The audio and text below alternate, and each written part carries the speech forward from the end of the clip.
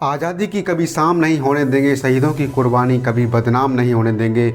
बची हो जो एक बूंद भी लहू की, तब तक भारत माँ का आंचल नीलाम नहीं होने देंगे। नमस्कार, मैं हूं अनु मुस्मरिया। आप देख रहे हैं किस्से बलिदान के एक ऐसा शो जहां हम आपको दिखाते हैं वीर शहीदों से जुड़ी और वीर सैनिकों से जुड़ी जीवन गाथाएँ और उनके शौर्य के किस्से। आज की कहानी ऐसे ही एक वीर सपूत की कहानी है जिसके शौर्य को हिंदुस्तान हमेशा याद रखेगा। आज की कहानी एक ऐसे ही वीर सपूत की कहानी है जिसके पराक्रम को हिंदुस्तान सलाम करता है। आज की कहानी एक ऐसे ही वीर सपूत की कहानी है जो लगातार 72 घंटे तक भूखा रहा और अपने देश, अपनी मातृभूमि की खातिर अपनी ज़िंदगी और मौत के बीच खेलता रहा। जी हाँ, आज की कहानी है मेजर राम रघोबा राणे की कहानी, जिनके अद्भुत साहस और पराक्रम का सभी ने लोहा माना। इस कहानी की शुरुआत हम राम रघोबा राणे के बचपन से करना चाहते हैं। सेकेंड लेफ्टिनेंट राम रघोबा राणे का जन्म 26 जून 1918 को कर्नाटक के धारवाड़ ज़िले में हावेरी गांव में हुआ था। वह कर्नाटक के उत्तरी कनारा ज़िले के चेंडिया गांव से पुलिस कांस्टेबल आरपी राणे के बेटे थे। राणे की प्रारंभिक शिक्षा ज़्यादातर जिला स्कूल में हुई क्योंकि उनके पिता पुलिस में थे और उनका स्थानांतरण होता रहता था। 1930 में वह असहयोग आंदोलन से प्रभावित हुए जो ग्रेट ब्रिटेन से भारतीय स्वतंत्रता के लिए चिंतित था। आंदोलन के साथ उनकी भागीदारी ने उनके पिता को चिंतित कर दिया। 1940 में दूसरा विश्व युद्ध तेजी पर था। रघोबा के भीतर भी कुछ जोश भरा जीवन जीने की चाह थी, तो उन्होंने भारतीय सेना में जाने का मन बनाया। उनकी इच्छा रंग लाई और 10 जुलाई 1940 को वह बॉम्बे इंजीनियर्स में आ गए। वहाँ उनके उत्साह और दक्षता ने इनके लिए बेहतर मौका पैदा किया। यह अपने बैच के सर्वोत्तम रिक्रूट चुने गए। इस पर इन्होंने पदोन्नत करके नायक बना दिया गया तथा इन्हें कमांडेंट की छड़ी प्रदान कर दी गई। ट्रेनिंग के बाद रघोबा 26 इन्फेंट्री डिवीज़न की 28 फील्ड कंपनी में आ गए। यह कंपनी बर्मा में जापानियों से लड़ रही थी। बर्मा से लौटते समय रघोबा राणे को 2 टुकड़ियों के साथ ही रोक लिया गया और उन्हें यह काम सौंपा गया कि वह बुद्धि डांग में दुश्मन के गोला बारूद के जखीरे को नष्ट करें और उनकी गाड़ियों को बर्बाद कर दें। रघोबा और उनके साथी इस काम को करने में कामयाब हो गए। योजना थी कि इस बार नेवी के जहाज ने लेकर आगे आएंगे। दुर्भाग्य से यह योजना सफल नहीं हो सकी और उन लोगों को खुद ही नदी पार करनी पड़ी है, जो कि हमारा काम था क्योंकि उस नदी पर जापान की ज़बरदस्त गश्त थी और चौकियां भी लगी हुई थीं। इसके बावजूद रघोबा और उनके साथी जापानी दुश्मनों की नज़र से बचते हुए उनको मात देते हुए इस पार आ गए और इन लोगों ने बाहरी बाजार में अपने डिवीज़न के पास अपनी हाजिरी दर्ज कराई। यह एक बेहद खतरनाक और सूझबूझ का काम था जिसके लिए इन्हें तुरंत हवलदार बना दिया गया। आगे जब 1940 में जब दूसरा विश्व युद्ध छिड़ा तो राणे की आंखों में भारतीय सेना में भर्ती होने का सपना पनपा। 22 साल की उम्र में उन्होंने इसे पूरा किया। 10 जुलाई 1940 वह तारीख थी जब राणे ब्रिटिश भारतीय सेना की बॉम्बे इंजीनियर्स रेजिमेंट में शामिल हो गए। आगे राणे को 26वीं इन्फेंट्री डिवीज़न की इंजीनियरिंग यूनिट के 28वीं फील्ड कंपनी में तैनाती मिली। इसके साथ ही उन्हें बर्मा बॉर्डर पर जापानियों से 2-2 हाथ करने का मौका मिला। इस दौरान अपने रण कौशल से राणे अपने शीर्ष अधिकारियों को प्रभावित करने में कामयाब रहे। तो ये तो थी मेजर राम रघोबा राणे के प्रारंभिक जीवन की कहानी। आगे की कहानी जो हम आपको बताने जा रहे हैं उसे सुनकर और उसे जानकर आपका भी सीना चौड़ा हो जाएगा। आप भी कहने लगें कि अदम्य साहस के मालिक थे श्री राम रघोबा राणे। आइए समझते हैं आगे की कहानी। 1947 का वो वक्त जो बंटवारे का दर्द झेल रहा था। इसके बाद 1948 की शुरुआत में पाकिस्तानी उग्रवादियों ने कश्मीर पर आक्रमण कर दिया। भारतीय सेना और उग्रवादियों के बीच लगातार टकराव चलता रहा और भारतीय सेना इसका मुंहतोड़ जवाब देती रही। 18 मार्च 1948 को भारतीय सेना ने उग्रवादियों को बैकफुट पर पहुंचा दिया और झंगर पर कब्जा कर लिया। इसके बाद कुछ उग्रवादी भाग गए लेकिन कुछ छुप गए। भारतीय सेना के साहस के आगे उन उग्रवादियों को घुटने टेकने पड़े और उन्हें पीछे हटना पड़ा। लेकिन अभी उग्रवादी पूरी तरह से वापस नहीं गए थे। अब वह सामने से न लड़कर कायरों की तरह छुपकर वार करने लगे और उन उग्रवादियों ने राजौरी और पुंछ के बीच बने नेशनल हाईवे को तबाह कर दिया। इसके बाद भारतीय सेना को खबर मिली कि दुश्मनों ने राजौरी पर कब्जा कर लिया है। अब राजौरी पहुँचना एक बहुत ही बड़ी चुनौती थी क्योंकि दुश्मन लगातार रास्ते में छिप कर वार कर रहा था और राजौरी पहुँचने के लिए नौशहरा होते हुए केवल एक ही रास्ता था। लेकिन सबसे बड़ी चुनौती तो ये थी कि इस पूरे रास्ते में दुश्मनों ने माइंस बिछा रखी थी और पूरे रास्ते को बारूदी सुरंग में तब्दील कर दिया था और पूरे रास्ते के आसपास दुश्मन झाड़ियों में मशीन गन लिए छुपे बैठे थे। उन उग्रवादियों का मकसद था कि भारतीय सेना राजौरी न पहुंचे और राजौरी पर उनका स्थायी कब्जा हो जाए। उग्रवादियों ने उस पूरे रास्ते को बारूदी सुरंग में तब्दील कर दिया था। दुश्मन जगह जगह पर घात लगाए बैठे थे।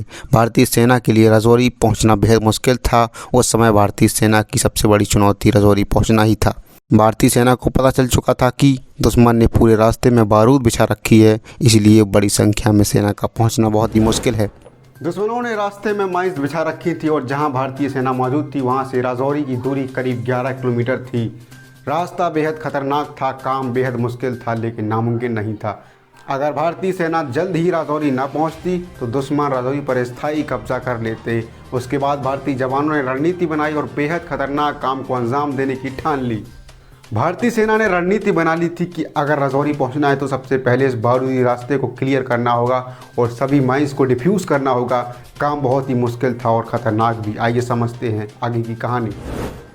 बारूदी सुरंग में तब्दील इस रास्ते से माइंस को हटाना बहुत ही मुश्किल था, क्योंकि पूरे रास्ते में दुश्मन घात लगाए बैठे थे। इस काम को पूरा करने के लिए मेजर राम रघुवर राणे को आगे किया गया, जो कि सेना में इंजीनियर्स की एक टीम का नेतृत्व कर रहे थे। अब जो कहानी हम आपको बताने जा रहे हैं उसे सुनकर आप इस वीर सपूत मेजर राम रघुवर राणे को कभी भुला नहीं पाएंगे। बारूदी रास्तों को साफ करने का काम बेहद मुश्किल था, लेकिन राजौरी पहुंचना है तो यही एक रास्ता है। मेजर राम रघुवर राणे ने इस काम को खुद ही अंजाम देने की ठान ली। मुश्किल एक और थी कि अगर सामने से जाएंगे तो झाड़ियों में छुपे दुश्मन गोलियां चलाएंगे। इसलिए मेजर राणे ने एक तरकीब निकाली। उन्होंने टैंक के नीचे लेट कर जाने की प्लानिंग की।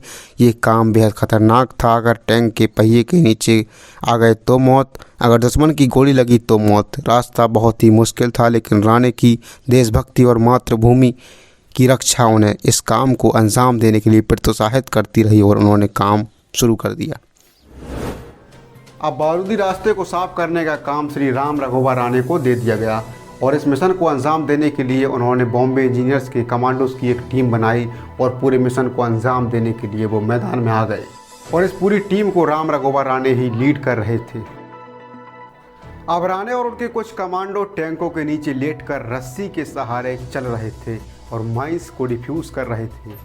जैसे ही दुश्मनों की नज़र इन टैंकों पर पड़ी तो दुश्मनों ने उन पर गोलियां चलाना शुरू कर दिया, जिसमें राणे के कई सिपाही मारे गए और कुछ घायल भी हो गए।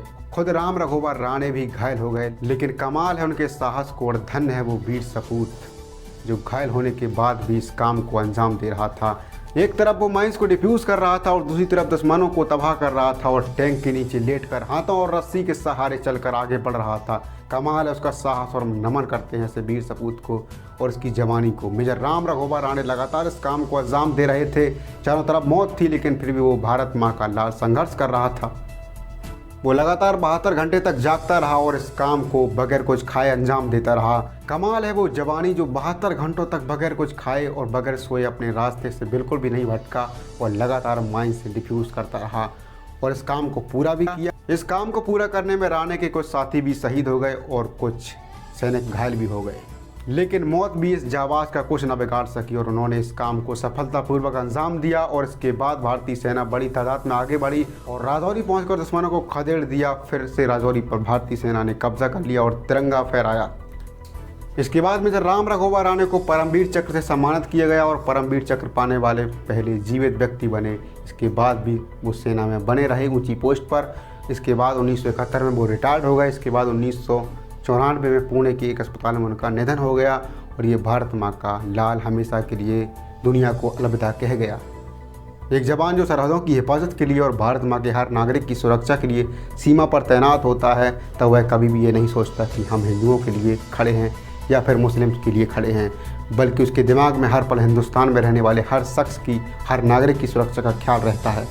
वो अपने पूरे भारत को अपना घर समझकर पहरेदार बनकर गर्मी धूप बरसात हर परिस्थितियों में डटा रहता है। लेकिन कुछ लोग अपने राजनीतिक फ़ायदे के लिए हमारे समाज को, हमारे देश को बांटने का काम करते हैं। हमें ऐसे लोगों की नीयत को पहचानना होगा और ऐसे लोगों से दूर रहना होगा और उनके बहकावे में नहीं आना। हम सभी भारत के नागरिक हैं। भारत हमारा प्यारा देश है, इसको हमें आगे ले जाना है और कभी भी हमें हिंसात्मक गतिविधियों में शामिल नहीं होना है। ये हमारा घर है और हम अपने घर की चीज़ों को कभी आग नहीं लगा सकते। तो ये थी पूरी कहानी मेजर राम रघुवर राणे की, जिनके साहस को हम सलाम करते हैं और उनकी वीरता को नमन करते हैं। ऐसी ही ज़बरदस्त कहानी के साथ फिर मुलाकात होगी अगले शनिवार रात 8 बजे बलिदान के किस्से में। आज इतना ही। कहानी पसंद आई हो तो शेयर ज़रूर कर देना और अपना और अपनों का ख्याल रखना। भारतीय सेना का सम्मान करें और देश से प्रेम करें। धन्यवाद।